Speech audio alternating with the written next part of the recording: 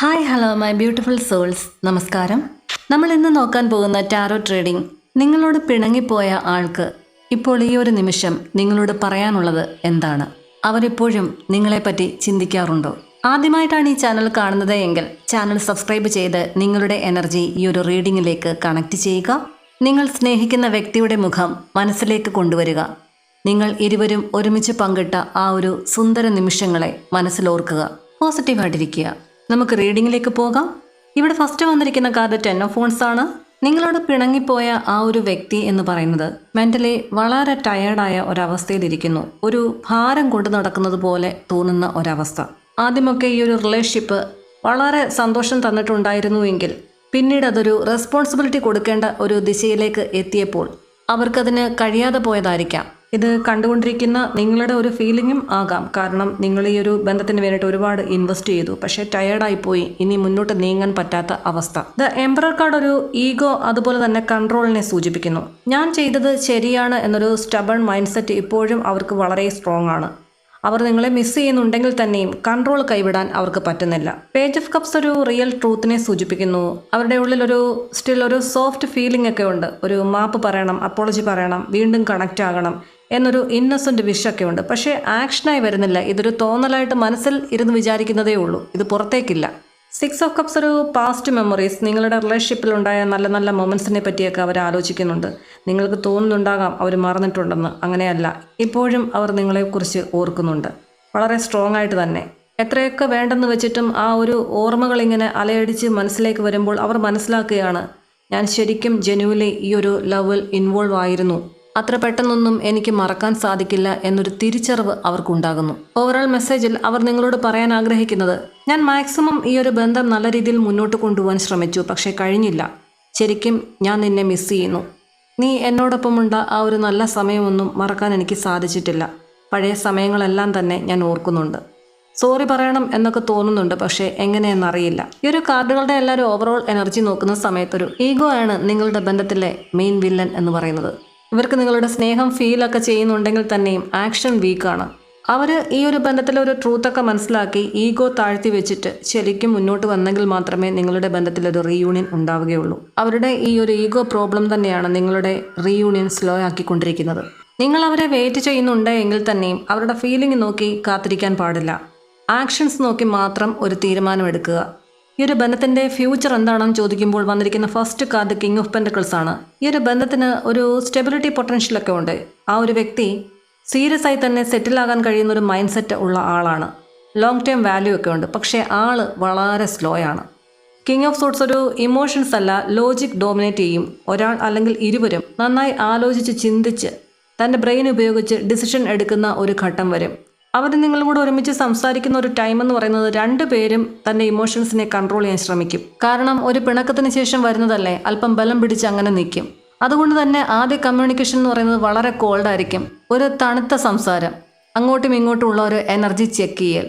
ഇതെനിക്ക് വർക്കൗട്ട് ആകുമോ എന്ന് രണ്ടുപേരും ഒരുമിച്ച് ആലോചിക്കുന്ന ആ ഒരു സമയം. ഏസ് ഓഫ് സോർട്സ് ഒരു കമ്മ്യൂണിക്കേഷനെ തന്നെയാണ്. ഒരു ട്രൂത്ത് കോൺവെർസേഷൻ വരും എന്ന് തന്നെ സൂചിപ്പിക്കുന്നു. ഒരു ക്ലിയർ ട്രാക്ക്, ഹോണസ്റ്റി അല്ലെങ്കിൽ കൺഫ്രണ്ടേഷനൊക്കെ വരും. ഇത് നടക്കുമോ ഇല്ലയോ എന്നൊരു ഫൈനൽ ക്ലാരിറ്റി നിങ്ങൾക്ക് ആ ഒരു കമ്മ്യൂണിക്കേഷനിൽ നിന്ന് ലഭിക്കും. നിങ്ങൾ തമ്മിൽ എത്രത്തോളം മിണ്ടാതെ മാറി അകന്നിരിക്കും തോറും അത്രത്തോളം നിങ്ങൾക്കിടയിൽ ഒരു കമ്മ്യൂണിക്കേഷൻ ഗ്യാപ്പ് ആയിട്ടുണ്ട്. അതുകൊണ്ട് തന്നെ ഓപ്പോസിറ്റ് നിൽക്കുന്ന ആൾ ചിന്തിക്കുന്നതിൻ്റെ ഇരട്ടി ഇപ്പുറത്തിരിക്കുന്ന ആൾ ചിന്തിച്ചു കൂട്ടും. അങ്ങനെയാണ് ഇങ്ങനെയാണെന്നെല്ലാം തന്നെ. അതുകൊണ്ട് തന്നെ ഒരു റീയൂണിയൻ എനർജി കാണിക്കുന്നത് കൊണ്ട് നിങ്ങളോട് അവർ സംസാരിക്കാൻ വരുമ്പോൾ ഒരു ക്ലിയർ കമ്മ്യൂണിക്കേഷൻ, തുറന്ന സംസാരം അതിലേക്ക് കൊണ്ടുപോവുക.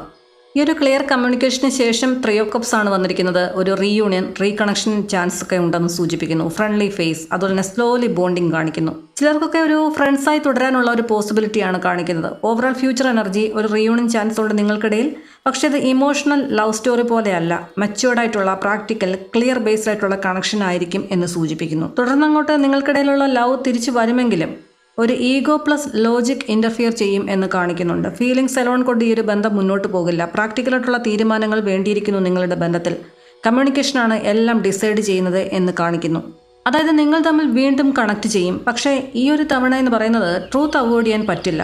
കാരണം ഈ ഒരു ബന്ധത്തിൻ്റെ ഒരു ക്രിട്ടിക്കലായിട്ടുള്ള ഒരു തീരുമാനം എടുക്കേണ്ടുന്ന ഒരു സമയമായിരിക്കുന്നു എന്ന് സൂചിപ്പിക്കുന്നു.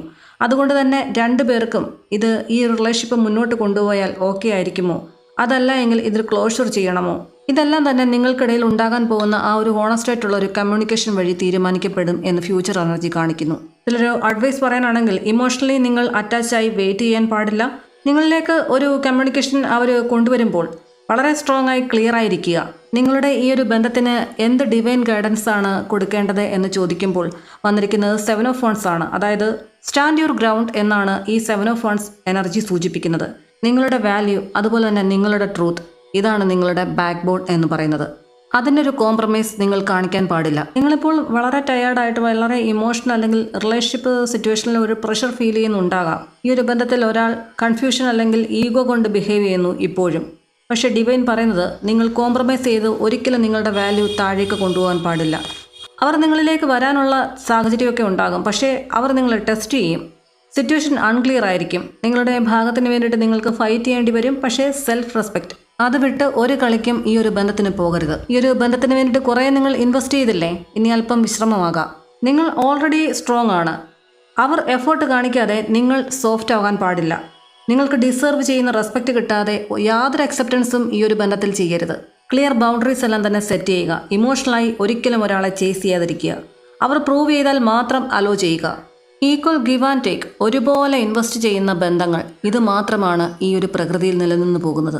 ആ ഒരു ബാലൻസിലുണ്ടാകുന്ന വേരിയേഷൻ എന്ന് പറയുന്നത് ലൈഫിലുടനീളം രണ്ടുപേരെയും സഫർ ചെയ്യിക്കും. അഭിപ്രായ വ്യത്യാസങ്ങളും അതുപോലെ തന്നെ പിണക്കങ്ങളുമെല്ലാം ഏതൊരു ബന്ധത്തിലും ഏത് സമയത്ത് വേണമെങ്കിലും ഉണ്ടാകാം. പക്ഷേ അതിൻ്റെ പേരിൽ ഒരാളെ വർഷങ്ങളോളം കാത്തിരുത്തുക എന്ന് പറയുന്നത് ഒരു നീതിയില്ലായ്മ തന്നെയാണ്.